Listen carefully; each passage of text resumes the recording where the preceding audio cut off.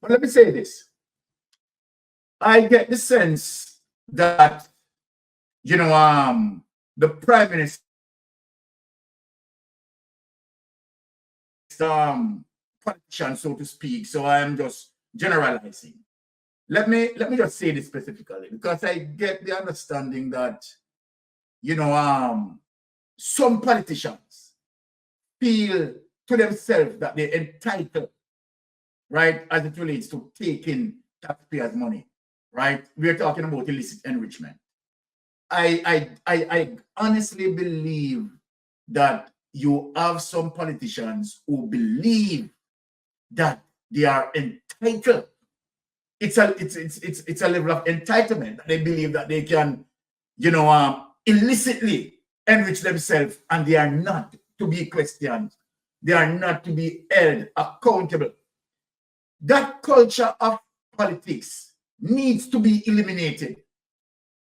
Again, you have some politician, right, as it relates to doing their functions, carrying out their responsibilities, and they believe that when they put on a project or they get a project done in their constituency, it's the idea that, okay, it's me do it, right? And they send the message that, personal money is coming out of their personal pockets.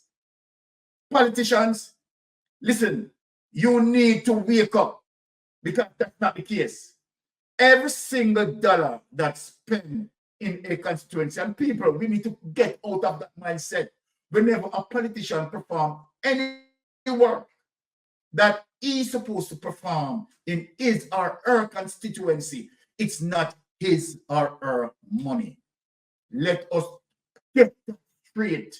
It is not his or her money. It's the people's tax money. That is why we are paying tax. So Jamaican people, I want you to get into the culture that when these politicians, right, carry out any project, because you know what? I see Mrs. Valls, right? Mrs. Valls have that attitude. Darrell Valls' wife has that attitude. Let me say this to you specifically, Mrs. Valls. Whatever project that you have done in Portland, none of the money belongs to you.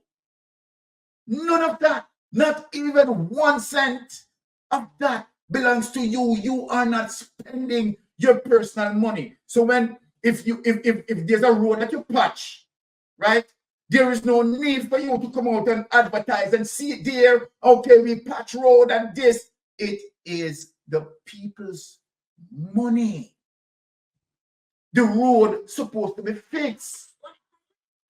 Here in Canada, right? There is no politician here in Canada. There is no politician comes out and said, okay,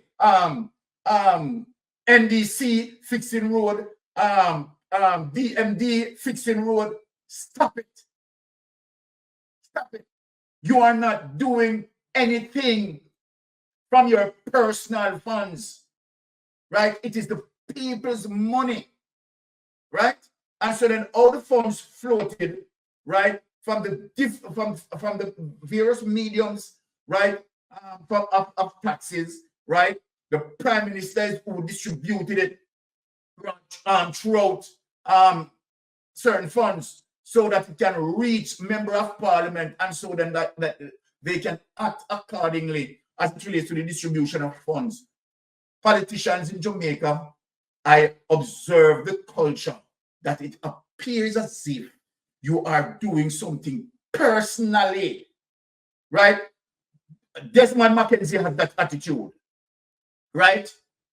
And politicians have that attitude. So let me set the record straight for you, and let us make the Jamaican people cognizant. Anything, any work performed in any constituents, right? Any work at all, it simply means it is the people's money. And this is the reason why Andrew Holness will have to give account. Yes, Andrew Holness under the microscope of the Integrity Commission has to give account as it relates to illicit enrichment and other members of parliament, right? Because remember, we have 8 of them. This is the reason, Jamaican people, why they have to give account, because taxpayers' money doesn't belong to them. This is the culture, right, that we want to have an understanding that this is so.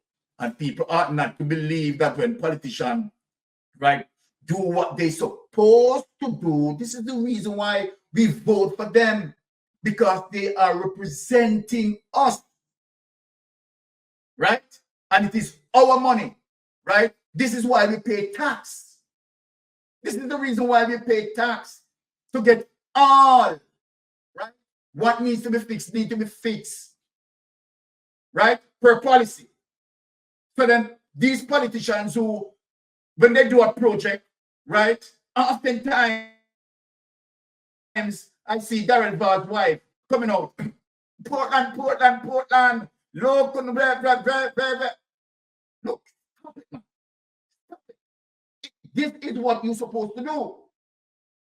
You have done nothing extra, nothing exceptional, right? So this is what you're supposed to do. Now let us begin the program. I have to get that off my chest because it is so sickening, right? Politicians are acting as if the people's money belongs to them, right? And when they fix something, they do it, right, from their personal funds, right? And stop it, right? And stop lying to the people. Whatever you do, you ought to do it. And when you don't do it, you ought to be fired. And this is one of the reasons why we want an impeachment act. This is the reason why we need an impeachment act. So then, in certain constituency, when we vote for them to have certain things fixed on our behalf, and they don't fix it, that is one of the reasons why we should vote them out. Boot them out of office, because they have not done what they ought to do, right? Out of our taxpayers' money, right? So no politicians, right, needs to be bragging.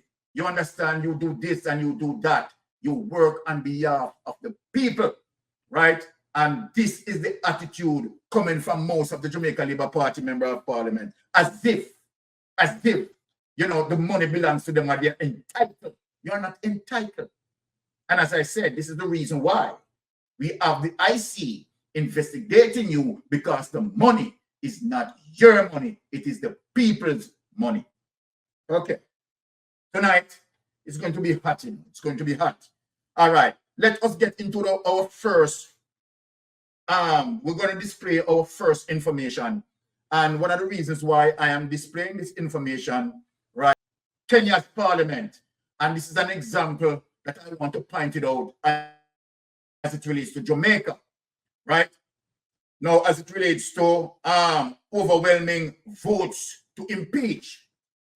Now, this is the reason why we have to get out this Andrew Holness-led government. This is the reason why we have to get out this Andrew Holness administration. Because the People's National Party, right, policy position as it relates to impeachment, as it relates to Mark Golding specifically, Mark Golding wants an impeachment act. The impeachment act will get out politicians, right, who, you know, commit themselves, right, unethically, right, so we can protest them out and boot them out. We don't have to wait on a general election. Like, oh, no, we want to get rid of Andrew Holness based on certain allegations, and see that people, we have to wait, right, until a general election. If there was an impeachment an impeachment act, sorry, right, then we could use the impeachment act and have him impeach and boot him out. So I'm telling the people the reason and the fundamental reason why we need the impeachment act. Andrew Holness, the corrupted government, is going against it. They don't want it. They don't want to be booted out. They want to have the opportunity as it relates to take, because that is what it is. They want to take, right, taxpayers' money, right, and not being accounted for. They don't want to be accountable, right, as it relates to taxpayers' money, as just what the thieving criminal pastor is saying in Mandeville, that Andrew Holness, right, need to have more than 28 accounts. Him need to have about 50 accounts. That's the thieving come along, right? That's how they think. They think they should go into the politics and rob, just like how the thieving pastor is scanning people in Mandeville. But we are going to get to him, you know. We are going to get to him, right? Show people the importance of why we need to have the impeachment bill, right? The impeachment act, very important. So we're gonna show the example, and here the Jamaica Gleaner carries that. Now let us read. Kenya's parliament overwhelmingly vote to impeach the country's deputy president. This is what we want to do. We want our system to set up to have an impeachment act. So in every step of the way, you will realize that Mark Golding means the country well. In every step of the way, you can understand one of the reasons why Mark Golding wants these policy positions to be implemented, right? You will see that Mark Golding is for checks and balance, right? Andrew Holness doesn't want that. So let us read on. Let us see the example here. Nairobi, Kenya. Kenya's lawmaker approved a motion Tuesday to impeach the country's deputy president following day-long discussion, and after Rigathi Gachagua appeared in parliament to defend himself against several charges, including allegations that he supported anti-government protests in June. The motion was approved by a 281 to 44 vote in favor of the impeachment, well above the 117 votes constitutionally required. Take that away, honey. Let me talk to the people, right? So that Jamaican people must understand when we talk about certain policy position and why, you know, you need to support, right? A member of parliament support a party in terms of the policy position that that party is taking. So you see the importance in terms of when you have a member of parliament found to be corrupted, right? We don't have to wait until the general election comes, right, to use that process only to get him out. If there was an impeachment act, then of course we could now use an impeachment act, right, to get out Andrew.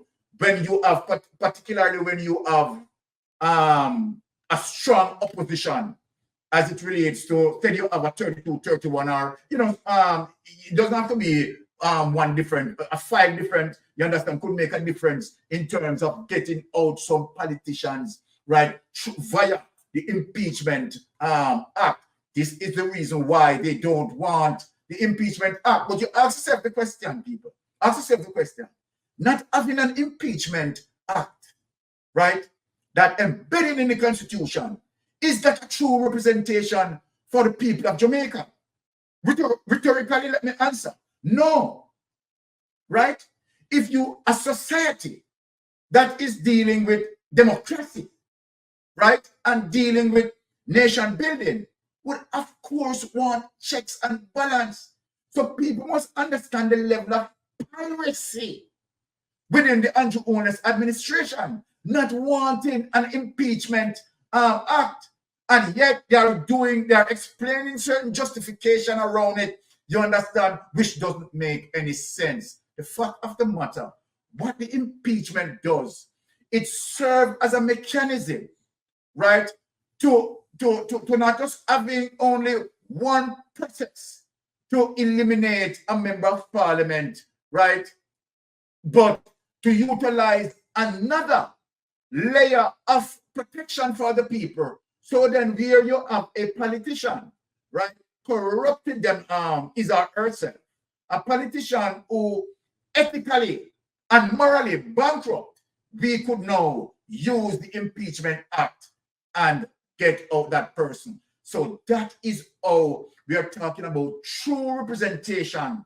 right, in the politics, representing the people. It is time now that people must, don't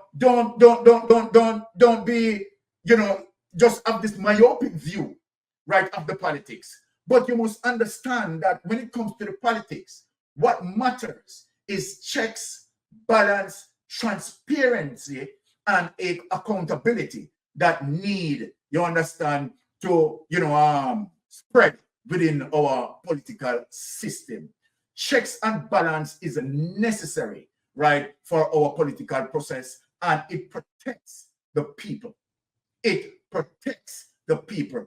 This is the reason why we need checks and balance. So then, when you have a political party, who is blatantly, because that political party believe that, the majority of Jamaican people, they are illiterate, and, they don't understand, this policy position. So then, we can just go out there and we can just tell them why we don't want this.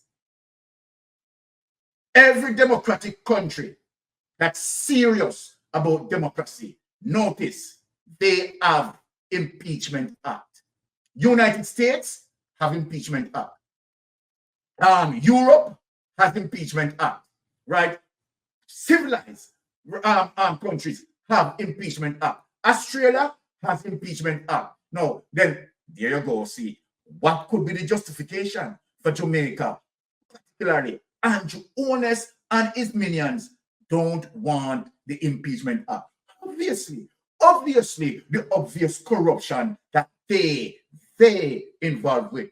And so then you'd understand the reason why persons who are corrupted, they don't want the impeachment act, and they did not sign the code of conduct. So we don't need to, you understand, lift up stone and look under and wonder if, the Jamaica Labour Party corrupted. Indeed, they are corrupted.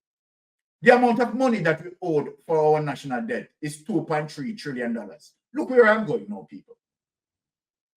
Having to hold $2.3 trillion, right, based on loans that we process from IMF, World Bank, China, and so forth, right, led us here in terms of owing $2.3 trillion. But Jamaica, the sad news is of that $2.3 trillion that we hold. You know what? JLP administration, right? JLP administration.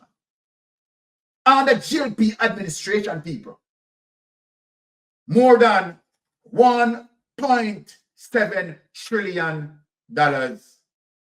unaccounted for. Think of what I just said. The country's debt is $2.3 trillion. But the corruption, as it relates to $1.7 trillion, cannot be accounted for. It's alarming. So then what we have left? 600 billion to be utilized.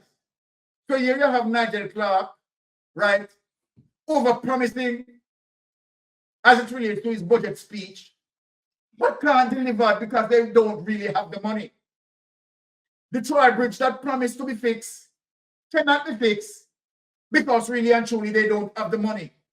And all the over-promising that they have done, they can't deliver, and people don't realize that. They cannot deliver because of $1.7 trillion unaccounted for. Now, people, let us think. If we have a government, right, that has good checks and balance system, would we arrive here where we cannot be accounted for $1.7 trillion? No. So then, what that $1.7 trillion could have done? The $1.7 trillion putting into the mix would also help to pay down our international debt. It would also help to fix bridges and fix roads and so forth and so forth. It would also help, right, to support some social programs. Obviously, those monies unaccounted for locked in the pockets of politicians. And that's why we are here today. But look at this now, how serious this is. Of the $1.7 trillion that unaccounted for, my people, guess what? $700 billion. The healthcare system cannot be accounted for. $700 billion. Now, when you look at that $1.7 trillion, only 3 government entities responsible. Let us talk about the 3 government entities that are responsible. The education system, the health care, and guess what? The office of the Prime Minister. What that goes to show you, my Jamaican people. The office of the Prime Minister, of all the situation, the office of the Prime Minister. But let us peep into the healthcare a bit, because Jamaican people, this is where the metal meet the lead. Our healthcare is dilapidated. People are suffering. Limited bed spaces, right? The appropriate medical gadgets that need to take care of our elderly, our sick, right, is not sufficient. And so then, of course, United States, being aware of that, issue a Trump advisor to protect their people. So then we can all, say as it relates to, social media bloggers is just speaking on the situation and try to exaggerate the situation, right? And it is not true. Don't listen to social media bloggers. When you look at, okay, right, our healthcare, right? Now, take the constructive criticism from out of social media, because the Prime Minister is saying that, okay, all right, most of the times we are not speaking truthfully. Then I want to ask the Prime Minister something. Is that the United States is not speaking truthfully? Because the United States, if you're in that travel advisory, is now in parallel with what the social media bloggers are reporting on. Are you going to say that, okay, we are too political? We are speaking the truth. We are identifying the wrong. Now let us dig a little bit deep. Now let us go into show how serious the corruption is as it relates to the Andrew Holness-led administration. It is extremely serious. And without any hesitation, I am going to say that of the history of our political process, I'm willing to put my hands on the Bible, right? I'm willing to speak the truth and nothing but the truth. Andrew Holness-led administration in the history of our politics is the worst. This Andrew Holness-led administration is the worst in the entire Caribbean basin. I have the facts to prove. It is the worst in the entire Caribbean basin. Let us take a look right now as it relates to the tardy accounts black assessment of $700 billion spent. Tardy accounts black assessment of $700 billion spent by Health Ministry. Right, Thursday, June 2024. Now, Jamaican taxpayers and the Parliament are still unable to assess how the Ministry of Health and Wellness spent almost $700 billion in public resources allocated to the ministry over a 10-year period, owing to the apparent failure by Permanent Secretary Dunstan Bryan to submit the appropriation account to the Auditor General in keeping with the Financial Administration and Audit FAA Act. Now let us look now, people. A claim query to the Auditor General Department on Tuesday revealed that the backlog of appropriation accounts that had been flagged in successive annual reports, successive annual reports year to year annual reports of the Auditor General are yet to be submitted for review. Can you imagine, people?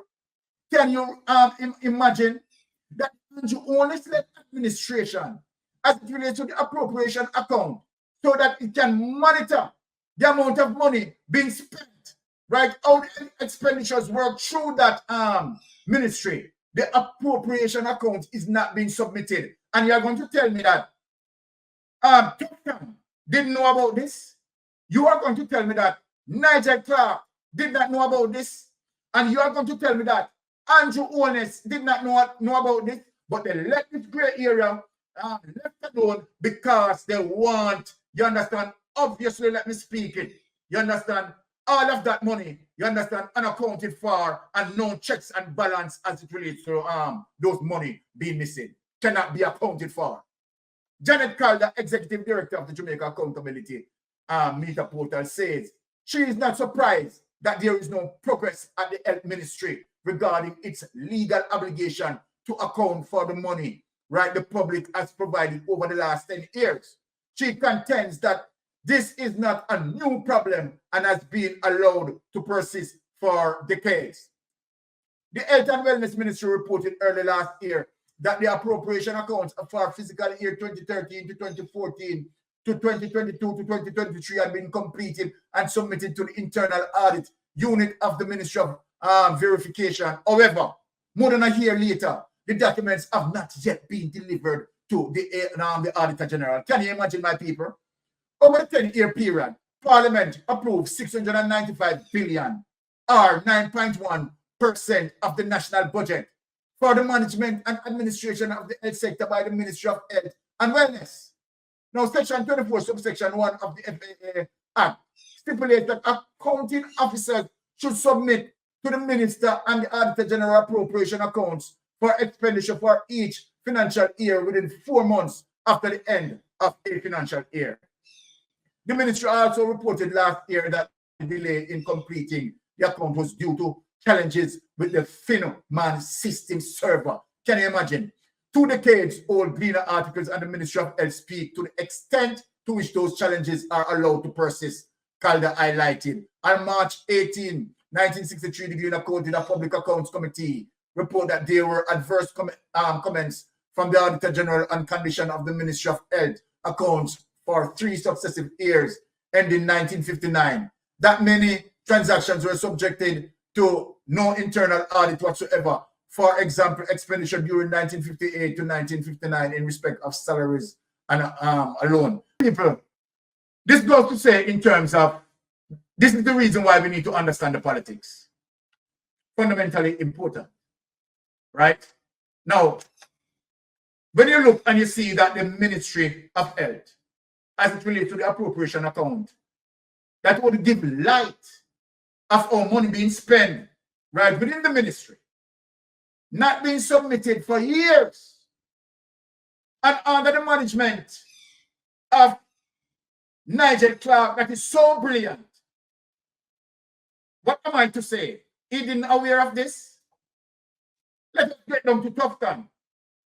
Tufton, you did not aware of this and realize that that needs to be fixed? The appropriation account needs to be filed on a yearly basis?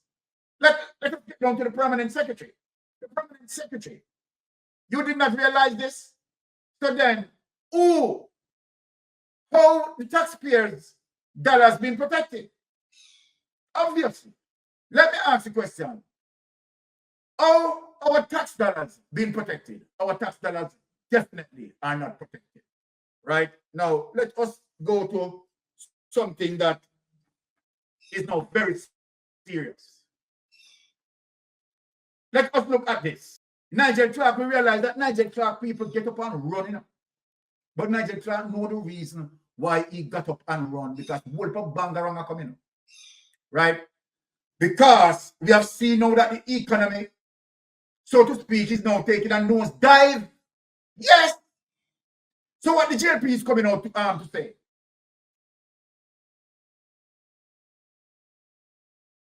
What are they coming out to say? People, Jamaica's economic growth flattens in June quarter. Things are getting from bad to worse. The mouse freeze. Okay. things are getting from bad to worse as it relates to the economy, right? When you have $1.7 trillion cannot be accounted for, our bangarang is breaking loose.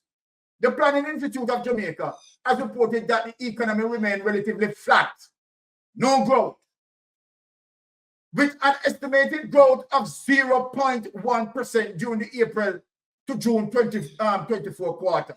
Let us get into this, right?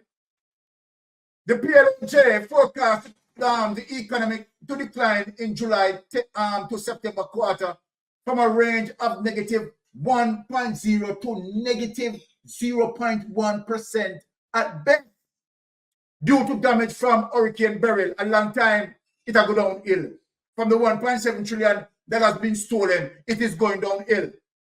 Short-term prospects for the overall economy are negative, largely associated with the adverse impact of Hurricane Beryl on production activities, stated Director General Dr. Wayne Henry during a quarterly briefing on September 4. Despite these challenges, there remains potential for recovery in the latter half of the fiscal year, supported by rebuilding efforts and improvements in business confidence, he stated. That is not going to happen. And we expect a downturn in output level from tourism, agriculture, and mining going forward. And you hear that, people? The outlook for the fiscal year ending March 2025 hovers between -1, right, to 1.0%. This, however, depends on the pace of recovery from the fallout caused by the Hurricane Beryl, right? Returning to the June quarter, the goods producing industry grew 0.7%, and the services industry grew 0.1%. Construction activity fell by 2.4% in the quarter, reflecting the largest contraction by sector. It was due to a downturn in activities in both the building construction and other construction components, stated Henry. It was the third consecutive decline for the sector, which previously was the fastest growth sector during the era of pandemic lockdowns. Other sectors declining at lesser levels were wholesale and retail, trade, repair, and installation of machinery, down 0.9%, and manufacturing flat at 0.0%. Now, people, look at manufacturing. I want you to pay attention at manufacturing, right? Because when you have a country like Jamaica, who is importing over $5 billion, listen to what I'm saying, people. When you have the country, right, importing over $5 billion in, right, and only exporting $1 billion, how can we come out of our economic debt? How can we? So let me ask the question.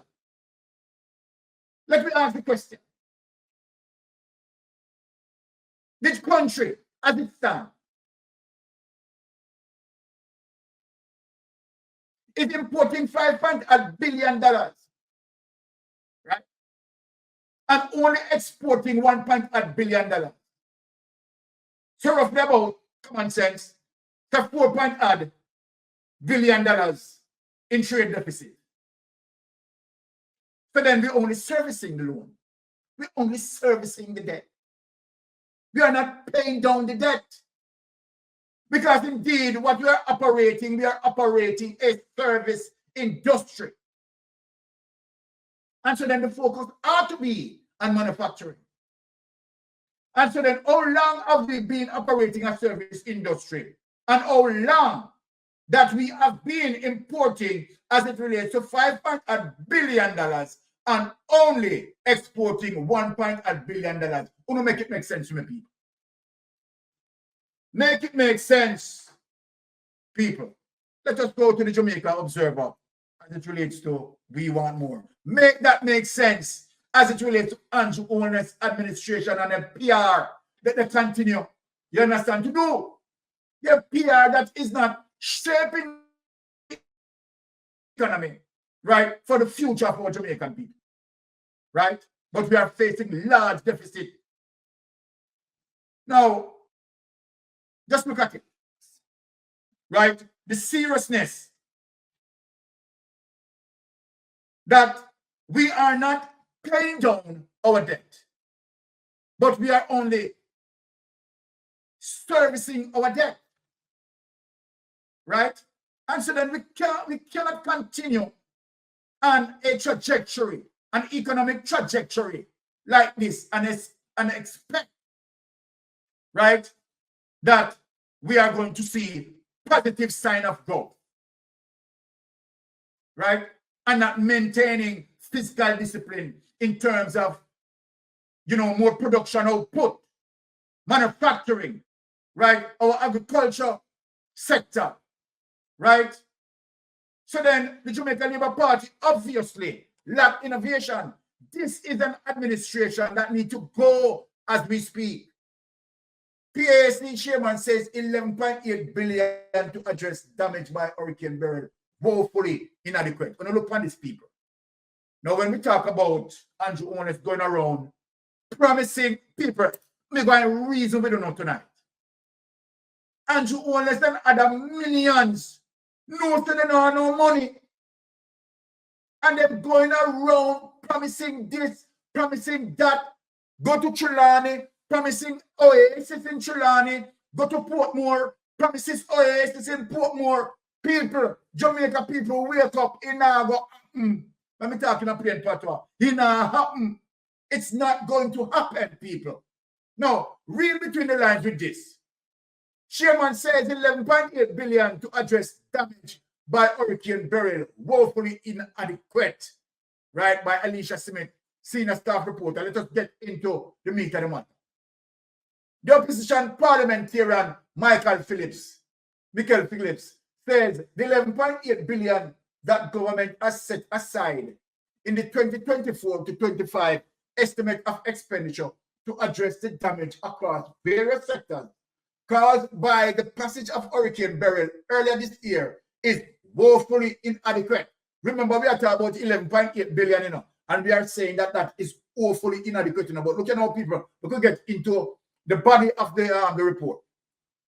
Phillips, who was addressing Wednesday's sitting of the Public Administration and Appropriation Committee of Parliament, which each shares, argued that an overall compilation of the damage is necessary to get a true picture of the required budget.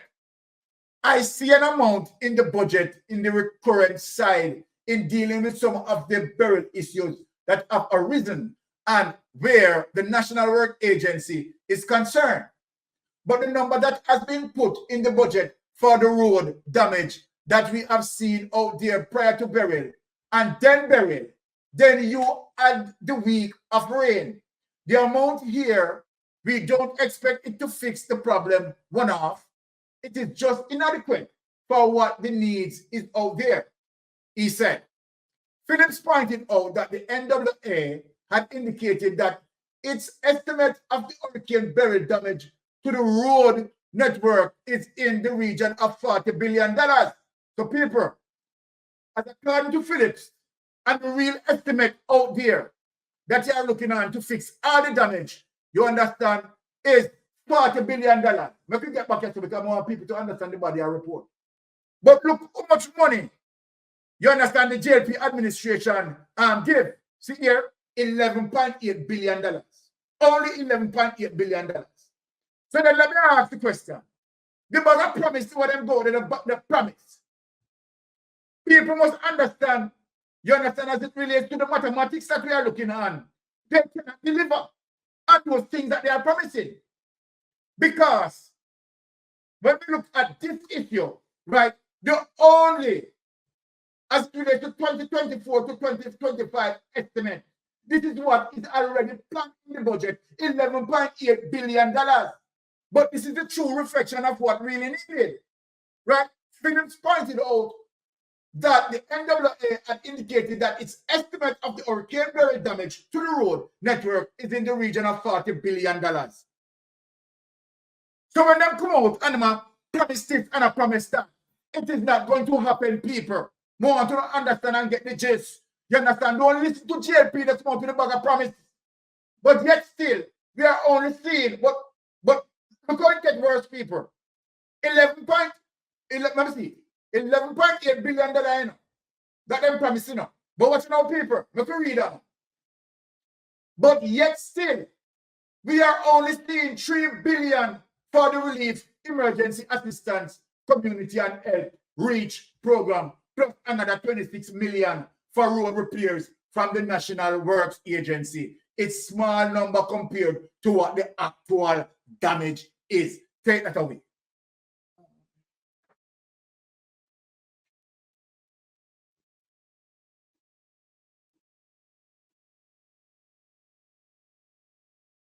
Yes. And look, okay. So I just get a message on my phone what I want to share with people. Right? So all of what they are promising, they're not going to deliver. And let me just read the note that I get. Right? Say that the contractors that have completed work for NWA pre and post burial have not been paid. Right? Up to 1 year. Damn foolishness. So people look at that. Why the JLP go there promising, can't deliver, but yet they go there promising and cannot deliver. And people, let me read about that funny. People, contractor who have worked over 1 year cannot be paid or no. This information, right, is coming from one of the contractors who fed up it. You understand? That contractors, right, have completed work for NWA pre and post burial have not been paid up until 1 year, right? And the person write damn foolishness. The person not lying, right? I know the person, and the person is a contractor, right? And yet they had work on up to 1 year, can't be paid, and yet you're going out, you're promising, you're going to do this. You understand? Liar Andrew Honest. Tough and tell that. Because the problem that you, the Jamaica Labour Party administration, involved in is the fact that there's no money there because the money they in our pocket. And that is one of the reasons why you have the illicit aid. $1.7 trillion being unaccounted for. Look at the original last time. Sit there now as a lame duck. Lame duck. You have money to fix the original last time. You have to go on and promise people. You understand? You have fling out promises. Just fling out promises. Yes, sir. You understand? Because really and truly, you know, Andrew Honest is in the fight of his life. Let me sit and talk to people. Andrew Honest and the minion, particularly the illicit aid, they are fighting for their life. Why are they fighting for their life? If they lose the general election, right? And where this investigation is going to reveal people are going to prison. So then proper route to shoot. So then, with all what they are coming out with, even when they can't deliver, you understand, them going to shut down the promises to people. But people, let me tell you something, we want checks and balance now. Serious about the government, I know. The government need to go. Right? Because what they have done now, they now find themselves into a predicament, right? Having difficulty, right? Because they've robbed up the money. Yes, they've robbed up the money. They can't find it. And so they now they're in a problem. They are in a problem. 1.7 trillion gone. And that now have nothing. The $1.7 trillion as it relates to the treasury, you know, that have to deal with taxpayers' money, you know, that not have nothing to do with SSN, you know, is to show you how rampant the corruption is. Just imagine, the $1.7 trillion that we are talking about missing has to do specifically with the treasury, with the Jamaican taxpayers' money. So then, donations, and other money. We don't see that. Right? We don't see that. Right? Because several questions need to be asked as it relates to donation money. You know, we have one shred of evidence, though. One shred of evidence. As it relates to the Prime Minister, we don't hesitate. You understand? We don't hesitate to call him name. We have one shred of evidence and we confirm that the Prime Minister, right, who have gotten money, donations, charity donations, ring it through his personal charity company. And guess what? Converted it to personal use. So Jamaican people, you believe it's only one time it happened? You believe it's only Andrew Owners alone do that? You believe it's only Andrew Owners alone do that? You understand? So then you tell me. So now we can speak now because we have evidence based on the IC report. Based on the IC report, we are not assuming, right? We are not thinking, you know, anything out of our head. We don't have to resort to what we call deductive reasoning, right? Where we argued some sets of circumstances and put it into a particular perspective based on the circumstances being argued. We are arguing this based on evidence. Yes, that the Integrity Commission investigators had discovered what you had done. You understand with the donation, Andrew Willis, what you had done. Then how you have love and sympathy on the Jamaican people? How do you have love and sympathy on the Jamaican people? That you disrespect them, you disregard them, right? And show them the little donation that they are getting, right? As a according to you, they don't deserve it. It goes to your personal use, right? And not the people. Eh? And this is how you love and care for people. And you don't run out on campaign, they tell people to vote for you. Vote for you for what? For you to take more donation money, let me ask you. And more donation money. You want to take, you want to run this thing like your pastor friend in Mandeville, the run Mandeville. That's what you want to do. You want to run this thing like all your thieving pastor criminal friend, right, in Mandeville, running the tricks and trade in Mandeville. That's what you want to run the Jamaican affairs. We are not going to allow you. We are not going to allow you. Right? We are not going to allow you. Let me tell you that. Oh, Andrew Holness administration get to this level. Now, it comes clearer to me as it relates to, of course, this is the reason why they are decided not to sign the code of conduct. Because they are decided in terms of what they were going to do. Premeditated situations. And so then, donations that this administration been getting, several of those donations have not been accounted for. Several donations. Let me say this to Andrew Owners and his administration. Because, you know, Andrew Owners and his administration is behaving as if Jamaican people need him. Let me tell you something, Andrew Owners. Jamaican people don't need you. You are to remember how you get into the politics. It is not the Jamaican people who ask and come to you and beg you and plead to you to come into our politics. It was nothing like that, Andrew Owners. All of you who are in the political process decided to do so voluntarily. You took up yourself, and I'm addressing all politicians. You all took up yourself and said, I believe I can contribute to my society in a positive way in terms of becomes a political representative. In terms of doing the goodwill of the people. That's what you all do, and you all went into the politics. It is none of Jamaican people who galvanized around you and said, and visit your house and said, Andrew Holness, Can you come out of your house? We want you to come and represent us in politics. It is you, Andrew Holness, who take up yourself and said you can do the job and tell peer lie. Right? So then when you look at that, that is what we call scamming. Political scamming, canatis. Right? And when we find you as such, we are going to call you out and ask you now to leave our politics alone.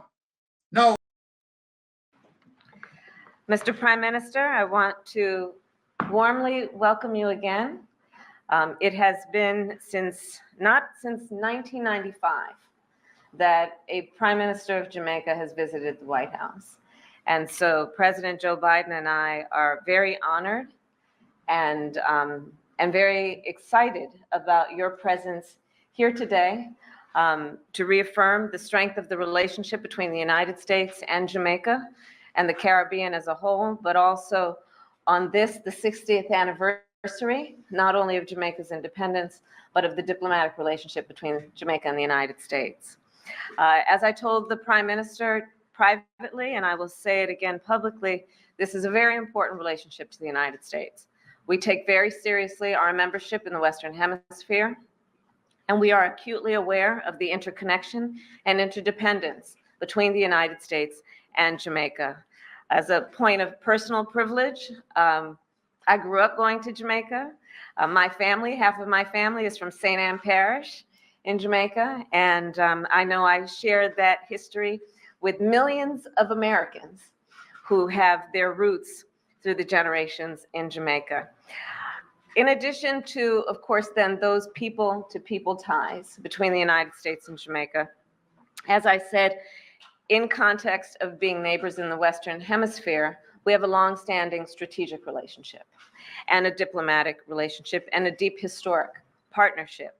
And it is in furtherance of that that I'm proud and pleased to announce today 3 specific initiatives that the Prime Minister and I discussed that are in furtherance of the strength and the importance of that relationship. We talked extensively about the Prime Minister's approach and the need of Jamaica to continue to invest in its prosperity, in its economic health and strength. To that end, the United States, and I am announcing today, will be investing $20 million to assist in the strengthening and the expansion of Jamaica's commerce in a way that we fully intend will have an impact in strengthening the economy of Jamaica and drive economic growth.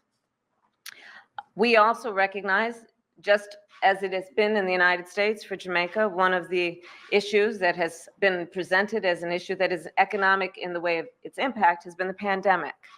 So to that end, we are announcing today also that we will assist Jamaica in COVID recovery by assisting in terms of the recovery efforts in Jamaica that have been essential to, I believe, what is necessary to strengthen not only the issue of public health, but also the economy. And this is on top of more than what we have done throughout the year since the start of the pandemic, $12 million in COVID assistance and more than 600,000 vaccinations or vaccines that have been donated. Lastly, but most importantly, a great part of our conversation, Mr. Prime Minister, that we appreciate has been about the priority we share for security in the region, as well as the issue of crime prevention. So we discussed, of course, the priority that your government places on both those issues, and we agree that one area of important focus is on youth and on, as you said, the capital of Jamaica. To that end, we have committed, and we are announcing now, to provide $10 million to target at-risk youth in Jamaica through a number of initiatives that we believe will have exponential impact, not only on the issue of crime prevention, but what we intend as well, which is to strengthen, as you have described, the natural human capital that exists in Jamaica among young people. And finally, our conversation spanned not only those issues, but issues that are about a global significance. And to that end, I thank the Prime Minister for the leadership that he has offered in the context of votes that have been taken in the United Nations, and in terms of Jamaica's strong stand in joining the United Nations and the United States in condemning Russia's aggression in Ukraine. We also discussed quite extensively the impact of the climate crisis on island nations, and in particular on Jamaica. We discussed, and from my perspective, I recognize and we recognize that the world's emissions have an outsized effect in the Caribbean, including on Jamaica. And I thank the Prime Minister for his leadership in that regard. And we are eager to partner with the Prime Minister on what we can do to invest and prioritize climate resilience, but also an investment in renewable energies, understanding that this is about energy sources, and it is also about human capital and development and supporting the economy there. Let's take that away, because I have some questions now to ask. Now, we have seen the United States, right, had help us, right, with some funds there, right, COVID relief fund, which was $20 million. We have seen it. We have heard it. Also, the United States had given also an additional $10 million US as it relates to human capital at-risk youths. At-risk youths. So overall, as it relates to United States donations, over $30 million US. Let us ask the question. Let us ask the Prime Minister this question. Because none of us know how these monies were spent, if they ever spent at all. But what we know of evidence, what is evidently so and true to us, is that we have seen an example where the Prime Minister had gotten, right, money as it relates to charity money, that he used his company in getting that money and diverted it to its personal use. So then after $30 million US that you have gotten, because remember, Jamaican people have to pay back that in. I want people to understand where we are going. All of the money that are given to us by the United States, right, has not just given for free, right? So then we have seen where evidence is suggesting, as it relates to the Integrity Commission report, where we see a particular donation, right, being utilized through Andrew Walnut's company and converted to his personal use. We are only showing these things as it relates to the Andrew Walnut-led administration. No checks and balance, no accountability, right? As it relates to what Kamala Harris had given the money for, the Jamaican people don't know as we speak today if that money being used for that particular reason. Yeah? So we don't know, right? The truth be told, we don't know. We have no evidence of how the money being utilized. No evidence.